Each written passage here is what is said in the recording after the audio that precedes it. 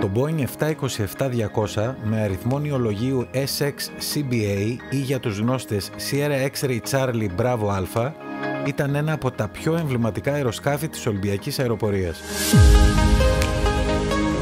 Το αεροσκάφος αυτό, γνωστό και ως Mount Olympus, παραδόθηκε στην εταιρεία το 1968 και αποτέλεσε μέρος του στόλου της για πάνω από 2 δεκαετίες.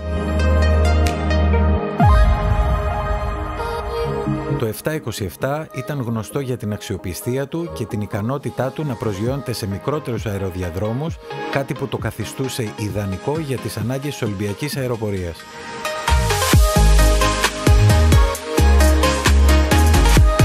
Κατά τη διάρκεια της υπηρεσίας του, το Boeing 727 εκτελούσε πτήσεις τόσο εσωτερικού όσο και εξωτερικού, συνδέοντας την Αθήνα με διάφορους προορισμούς στην Ευρώπη, τη Μέση Ανατολή και τη Βόρεια Αφρική.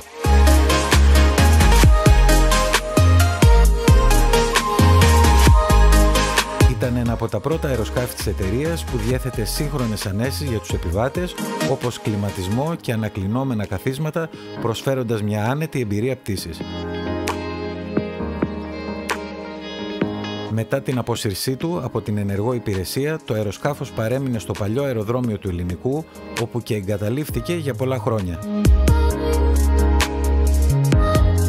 Το 2024 αποφασίστηκε η μεταφορά του στη Λεωφόρο Βουλιαγμένης, ως μέρος μιας πρωτοβουλίας για την ανάδειξη της αεροπορικής κληρονομιάς της Ελλάδας.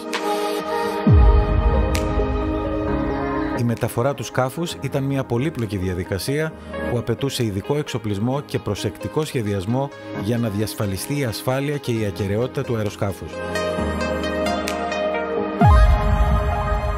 Η επίσημη παρουσίαση του Boeing 727 στη Λεωφόρο Βουλιαγμένης έγινε τον Μάιο του 2024 με μια εντυπωσιακή τελετή που προσέλκυσε πλήθος κόσμου συμπεριλαμβανομένων πρώην εργαζομένων της Ολυμπιακής Αεροπορίας και λάτρης της αεροπορίας.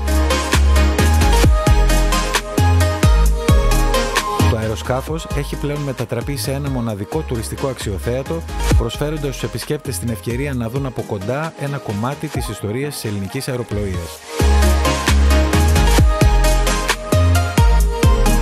Το Boeing 727 Mount Olympus δεν είναι απλώς ένα έκθεμα, αλλά ένα ζωντανό μνημείο που θυμίζει τις χρυσές εποχές της Ολυμπιακής αεροπορίας και την κληρονομιά του Αριστοτέλη Ωνάση. Η τοποθέτησή του στη Λεωφόρο Βουλιαγμένης έχει στόχο να εμπνεύσει τις νέες γενιές και να διατηρήσει ζωντανή τη μνήμη μιας εποχής που η Ολυμπιακή αεροπορία ήταν σύμβολο της ελληνικής φιλοξενίας και της αεροπορικής καινοτομίας.